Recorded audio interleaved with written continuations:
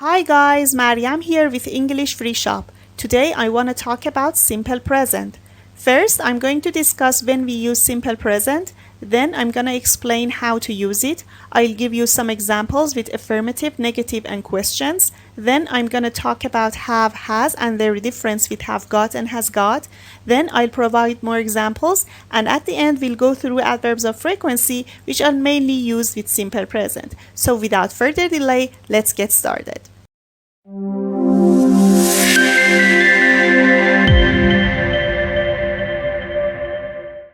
Okay, when do we use simple present? We use simple present to talk about our routines and our habits, things that we do regularly, like every day, every month, every week. For example, I take a shower every morning, or I go to work by bus. This is something that I usually do, I do regularly, okay? So, to talk about permanent situations or the things that are always true. For example, my parents own a house in the countryside. My parents always have this house in the countryside. It's not a temporary situation. It's a permanent situation that is true at least for a long period of time or forever, okay? So to talk about facts or generally accepted truth such as scientific facts. For example, water boils at 100 degrees Celsius. This is a scientific fact. At the end, we use simple present to tell stories or talk about books or movies. How do we use simple present? If the pronouns are I, you, we, and they, we use a simple form of the verb after the subjects. For example, I eat lunch. My cousins live in New York. They live in New York. We walk to school. My sister and I walk to school. You read very well. You do your homework every day. You have an English class at 5 o'clock. If the subjects are she, he, and it, we add one S at the end of the verbs. For example, she eats an ice cream. Rosie eats ice cream. He lives in a big city. My brother lives in a big city. It sleeps on the floor, or my cat sleeps on the floor. We can use subject pronouns or we can use any names, proper nouns for subjects. It doesn't matter. It means that if we are talking about he or she or it, one person or one thing, we add one S at the end of the verbs. Okay? So, if the verbs end in S, Z, X, CH, SH, G and O, instead of S, we add ES. And of course, the pronunciation also changes a little bit. For example, she teaches English. I teach English. She teaches English. We add ES and the pronunciation becomes is. Teaches English. She watches TV at night. Another spelling rule for simple present for when we have she or he or it is when we have Y at the end of the verb. Of course, if we have consonant before Y, this rule is true only if we have consonant before Y. So in this case, the Y changes to I and then we add ES. For example, study changes to studies. Y changes to I and then we add ES. But if we have a vowel before Y, we don't change anything. We just add S like the normal verbs. Okay, so it depends on what we have before Y. If it is a vowel, it doesn't change. If it is a consonant, it means consonant is any letter in the alphabet that is not a vowel and it's not W and Y. So, except W, Y, and vowels, if we have any other kind of letters in the alphabet that comes before Y, the Y changes to I and then we add ES. So these are some spelling rules. Okay, how can we ask questions and change the sentences into negative forms in simple present? In this case, when we want to ask question or make a negative sentence, we use an auxiliary verb. What is an auxiliary verb? Auxiliary verb is actually a helping verb that helps us to change the sentences into questions and negative forms. So in this case, for simple present, we have two auxiliary verbs, which are do and does. So if the subject pronouns are I, you, we, and they, we use the auxiliary verb do or don't. Actually, don't is the short form for do not. Okay? For example, do you live in New York City? Yes, I do. No, I don't.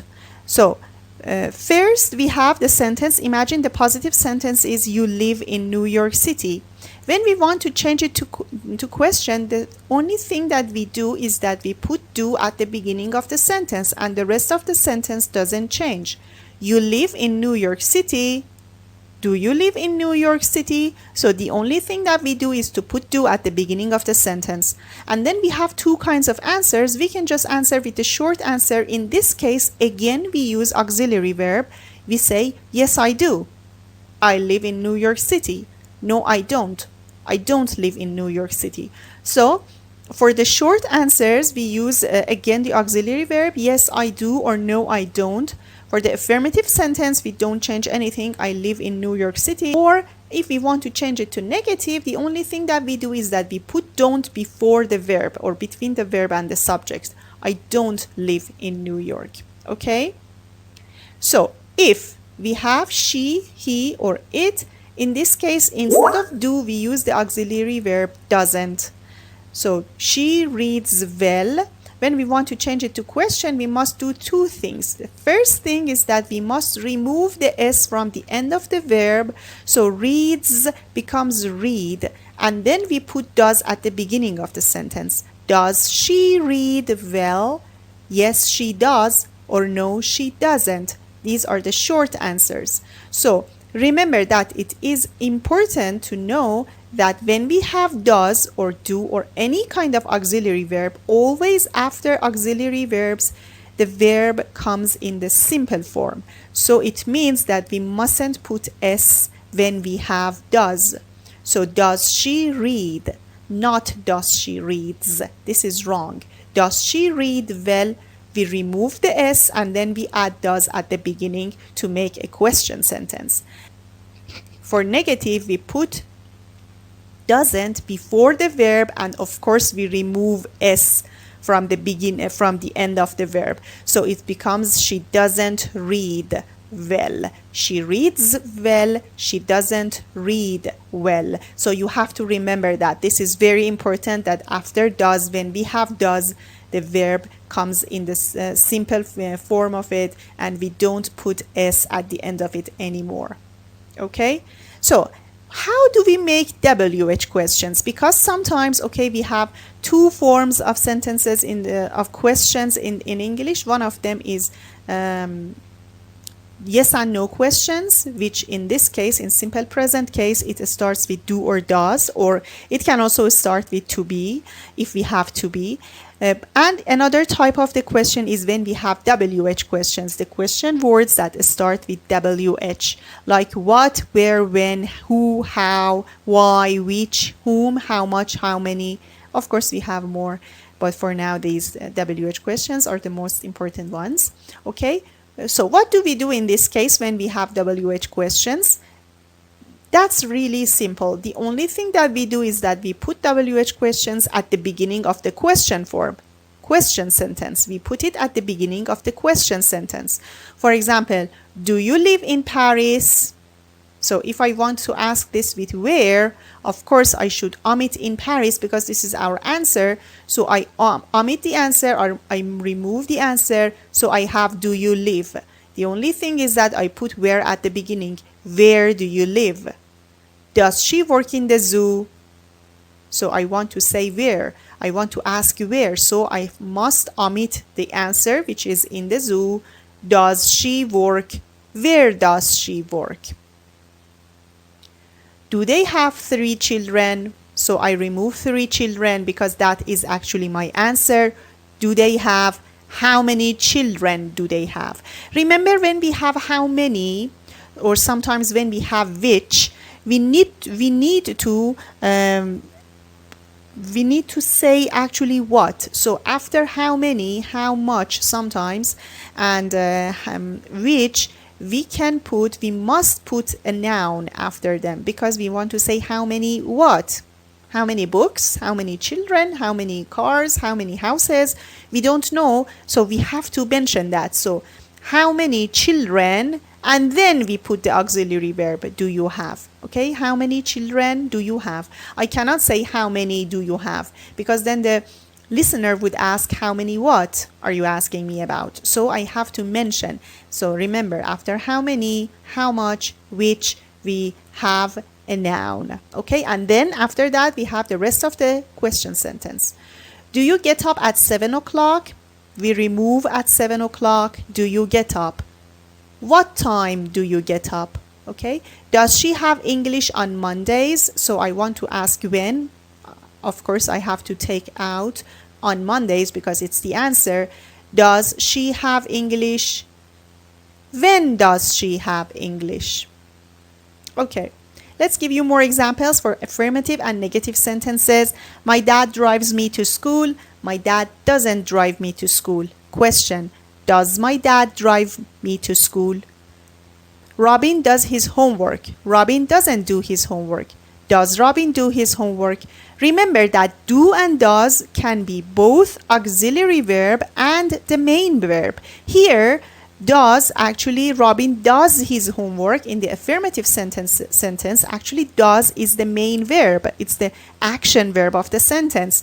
But for the next sentence, which is a negative one, Robin doesn't do his homework. Doesn't is the auxiliary verb to make the sentence negative, and then the do that comes after doesn't is actually the main verb. Okay, the same goes for the question sentence. Does Robin do his homework? Does auxiliary verb and do the main verb. Okay, you listen to music every night. You don't listen to music every night. Do you listen to music every night? My husband works at a hospital. My husband doesn't work at a hospital.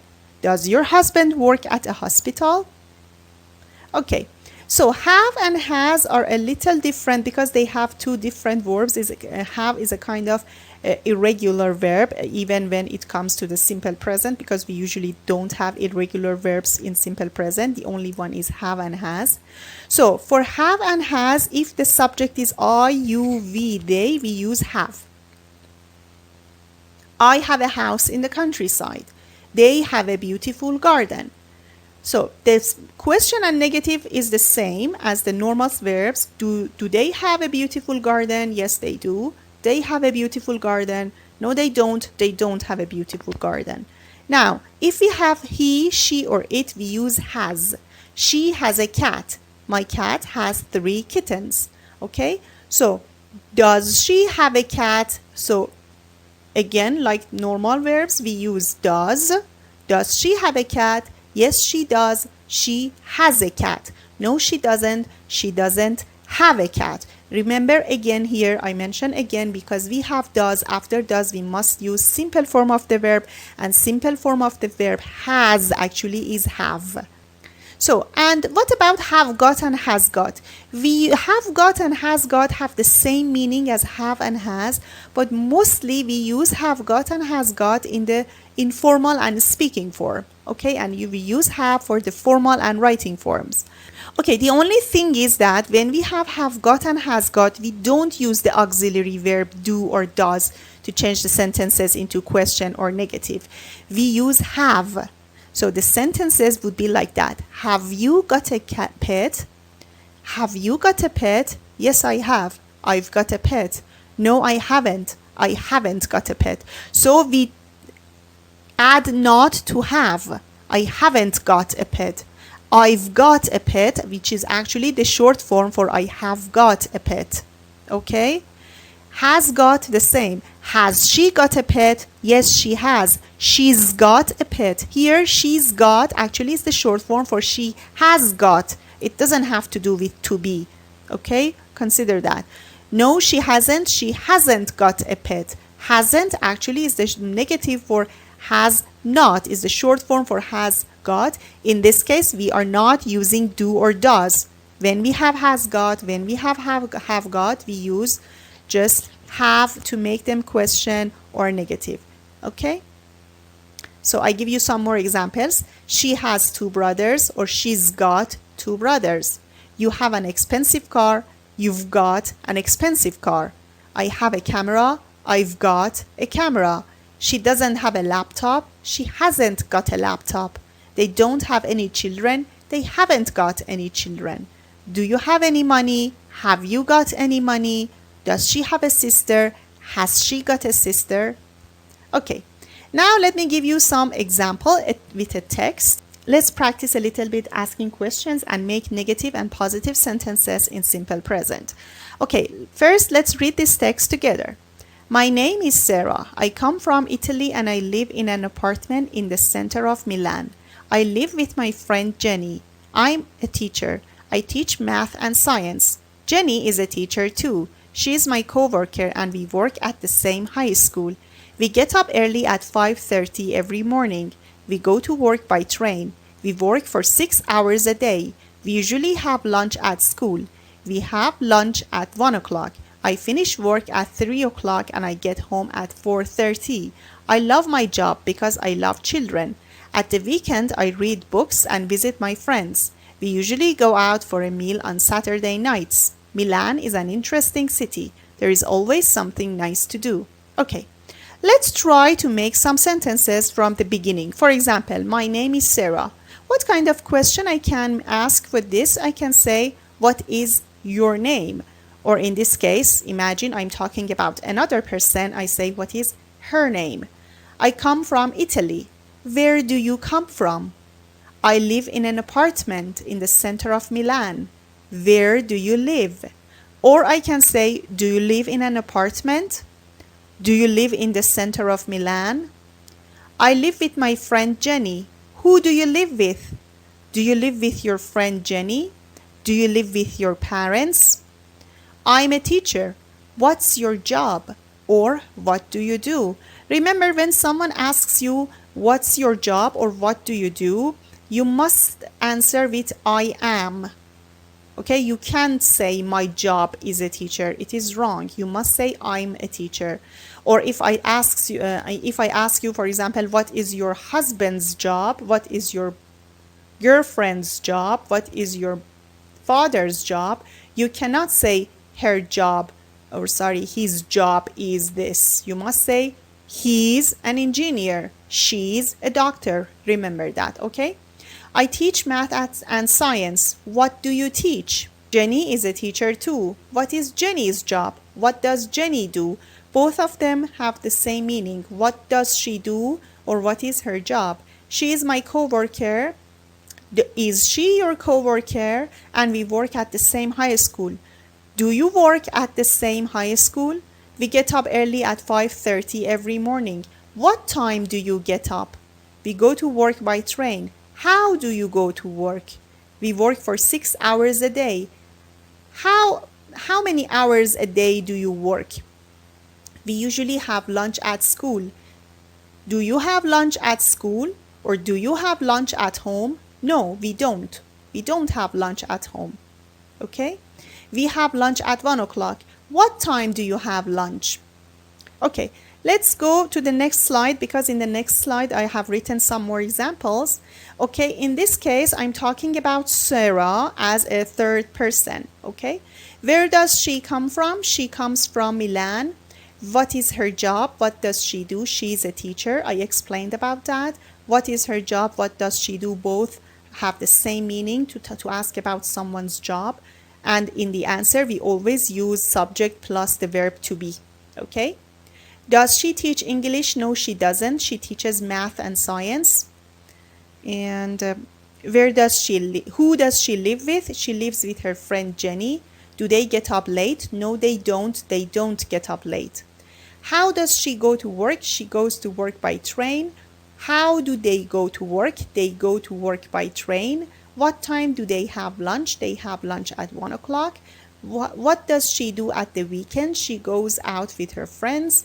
Why does she love her job? Because she loves children.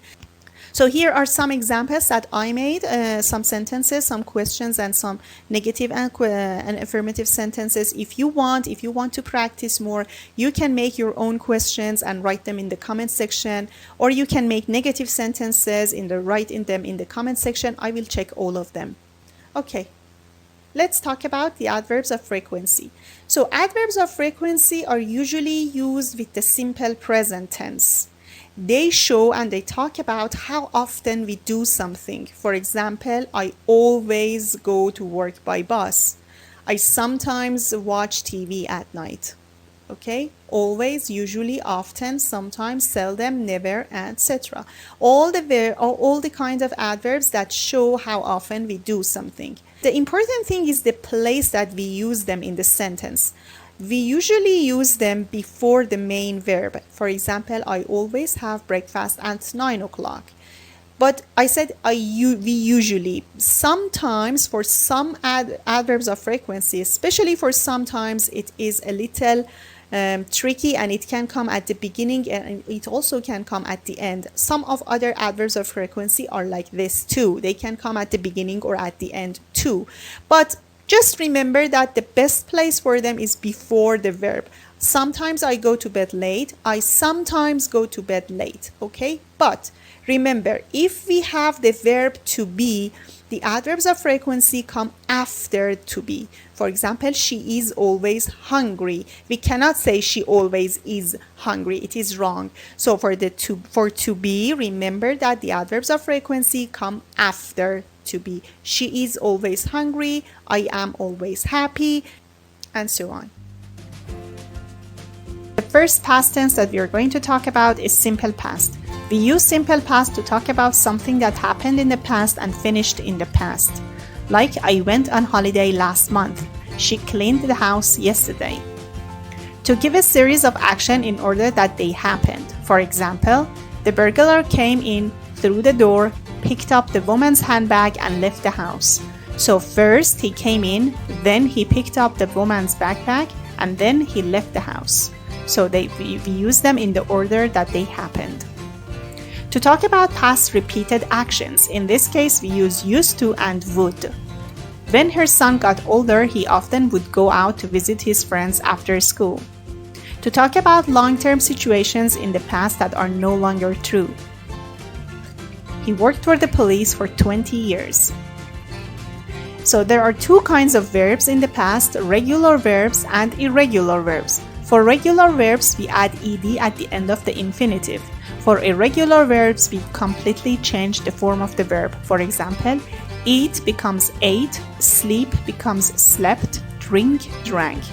And there is a table for these verbs that you have to memorize. So there are some spelling rules. Verbs that end in e, when we want to add ed, we only add d at the end of the infinitive. Like live becomes lived with only one e and d. Verbs that end in a consonant and y, like study, the y changes to I and then we add ed, like it becomes studied. Remember that if we have a verb that, like play, that ends in y but before y we have a vowel, we don't change y into I. We just add ed at the end of the y. And then there is 1-1-1 rule, like when we have a verb that has one syllable, one vowel in the middle, and after the vowel we have a consonant. When we want to add ed, we double the last consonant. For example, stop becomes stopped with double p. How do we make simple past? We use subject plus past form of the verb. So as I explained, past form of the verb depends if we have a regular verb or irregular verb. So to make a negative sentence, we use subject plus didn't plus infinitive. And for the question, we use did plus subject plus infinitive. For example, did you watch TV last night? Yes, I did. I watched TV last night. No, I didn't. I didn't watch TV last night. Remember that when we have did, we use simple form of the verb or infinitive without to. Did you watch TV and not did you watched TV. We only use watched, we only use the past form of the verb in the affirmative sentences, not negative and not questions. So when we have to be, we don't use did. So when we have to be, the to be for past is was or were. If we have I, she, he, it, we use was. If we have we, they, you, we use were. And for the negative, of course, we use wasn't, which is the short form for was not, or weren't, which is the short form for were not. Were you at the party last night? No, I wasn't. I was at home. Wasn't is the short form for was not. In this case, we don't use didn't anymore. We use not, we attach not directly to was because it's a to be verb. Was your mom tall when she was a teenager? Yes, she was. She was tall. Were they hungry? No, they weren't. Weren't is the short form for were not. So the time markers for the past are yesterday, this morning, or we can use last, like last month, last week, last year, last Monday, etc. Or we can use time expressions with ago, 2 years ago, 3 days ago, etc. So past continuous, subject plus was, were, plus infinitive plus ing. So the negative form is subject plus wasn't or weren't plus infinitive plus ing.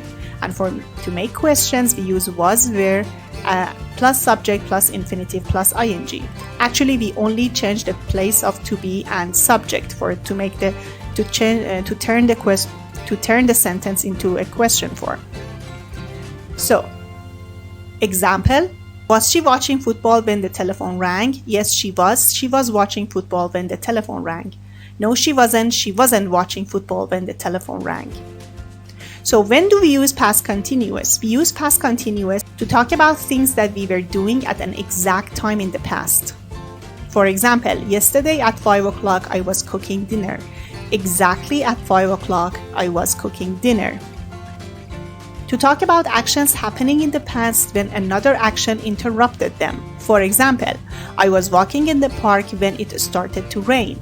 So I was in the middle of walking when another action, in this case raining, happened and interrupted my walk. It is possible that two actions were happening at the same time in the past. In this case, we use past continuous for both of them. For example, when I was watching TV, my mom was talking on the phone. I was watching TV and at the same time my mom was talking on the phone. The actions happened at the same time in an exact moment in the past. So, used to and would. Subject plus used to plus infinitive, subject plus would plus infinitive. And for the question form, we use did plus subject plus used to plus infinitive, subject plus didn't plus used to plus infinitive. So you have to pay attention that for would, we don't have question and negative forms. When we want to use used to or would, we ask questions and make negative only with used to. So when do we use used to or would? To talk about past repeated actions, some actions that repeatedly happened in the past. For example, she used to play basketball, but she doesn't play it now, of course, but in the past, repeatedly she played basketball. She would open the door unlocked whenever she was at home. Repeatedly, she did that action. It was something that she did repeatedly. We don't use would with negative or yes and no questions. As I mentioned before, she didn't used to play basketball, and we cannot say she wouldn't play basketball. Did she used to play basketball? And we cannot say would she play basketball. It is wrong. So we use used to plus infinitive to talk about permanent situations that are no longer true. In this case, we don't use would. For example, he used to work for the police. It means that now he doesn't work for the police anymore. In this case, we cannot use would. We can only use used to.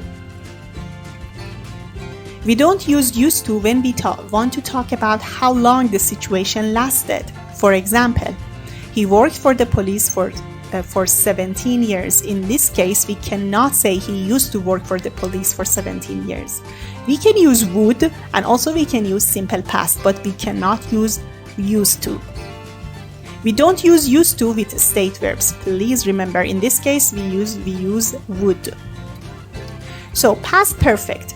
Subject plus had plus past participle. For the negative, we use subject plus hadn't plus past participle. And for the question, we use had plus subject plus past participle. For example, they had listened to music. They hadn't listened to music. Had they listened to music? So when do we use past perfect? When we want to talk about the past and we want to mention something that happened earlier. We can use just, already, or before in this case. For example, when I arrived at the station, the train had already left. So the train left before I arrived to the station. So we are talking about an action that happened before a specific time in the past. We use past perfect with the words when, as soon as, by the time, and after to show the order of the events. When Mozart was born, five of his siblings had already died. We use simple past if the events are mentioned in chronological order. It means if they happened one after another. When I got home, my husband cooked dinner. It means first I got home and then my husband cooked dinner.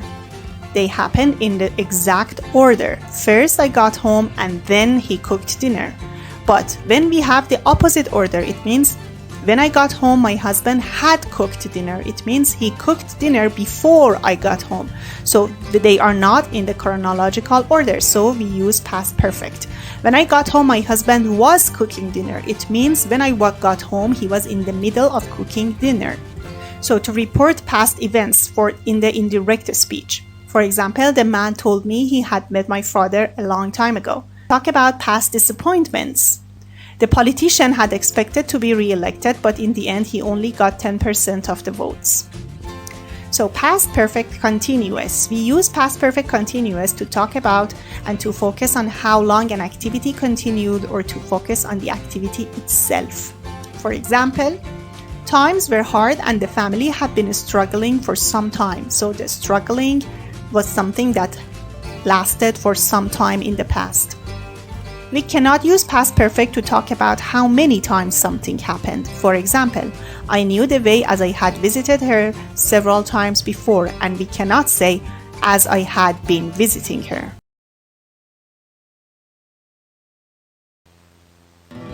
The first thing that we are going to talk about is how to use present perfect. For the affirmative sentences, we use subject plus have or has plus past participle.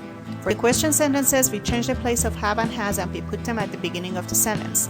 Have, has plus subjects plus past participle. For the negative, we use subject plus have, has plus not plus past participle. For example, I have eaten Chinese food. Have you eaten Chinese food? I haven't eaten Chinese food. When it comes to present perfect, the important thing is when to use it, because usually most of the students get confused and use simple present or simple past or present continuous instead of present perfect. So let's see when we can use present perfect. First, we use present perfect to talk about an experience that happened in some point in the past without knowing the exact time. Either we don't know the exact time or we don't care about the exact time that something happened. The focus here is on the experience itself. For example, have you ever been to China? So in this case, I don't care when you went to China. Did you go there 2 years ago or 1 year ago or 10 years ago? I don't care about that. The important thing is that I want to know if you have this experience in your life. I have never written an essay. It means I don't have this experience in my life. So far, she has read 3 novels. Again, here the focus is on reading 3 novels. I don't care when she read them. The important thing is that she has read them in her life and she has this experience. I haven't slept in a tent in my life. It means I don't have this experience. Remember that if we have the exact time, we use simple past. We never use present perfect with the exact time in the past. Have you ever eaten Chinese food? Yes, I have. I ate it last summer when I was in China. In this case, the focus is not on the action of eating, but on the time when it happened.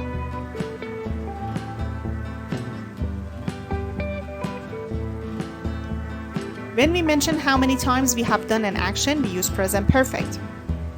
Have you ever eaten Chinese food? Yes, I have eaten it 3 times. It means that I have this experience in my life and I have eaten it 3 times in my life. We always use present perfect with the expressions like the first time, the last time, the second time, etc. It's the first time I've eaten Chinese food. To talk about the time period that is not finished, for example, I've written a rough plan this morning. It's still morning. To talk about something that happened in the past and continued until present, it is a present situation. We use for or since in this case. I have studied English for 5 years. I have lived in New York since 2015. In these two sentences, the focus is on the duration of the time, the duration of an action. So, and if I say I have studied English for 5 years, it means I still study English. It is still true, and it is definitely connected to present.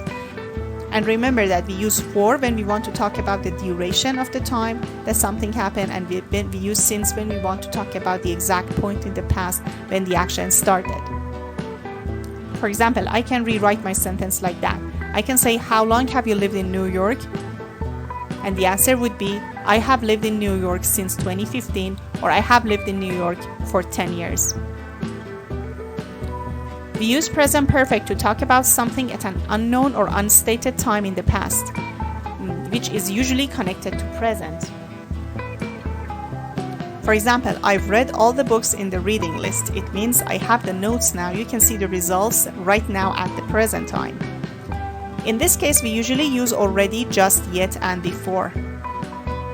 Have you finished your homework yet? Yes, I've just finished it.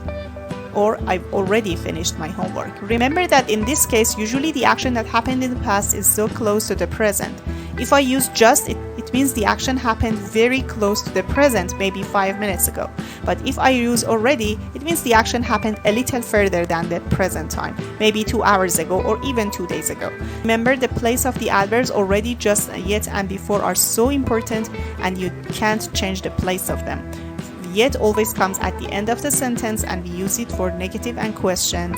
For example, have you finished your homework yet? No, I haven't finished my homework yet. And just and already come in the positive sentences, and their place is between have or has and past participle.